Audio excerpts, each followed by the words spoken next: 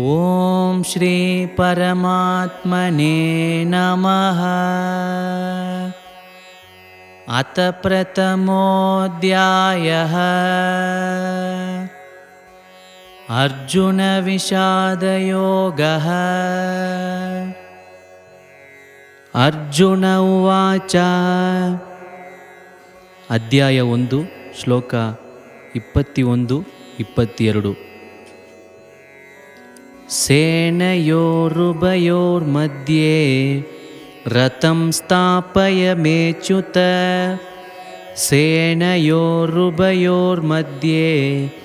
ರಥಂ ಸ್ಥಾಪಯ ಮೇಚ್ಯುತ.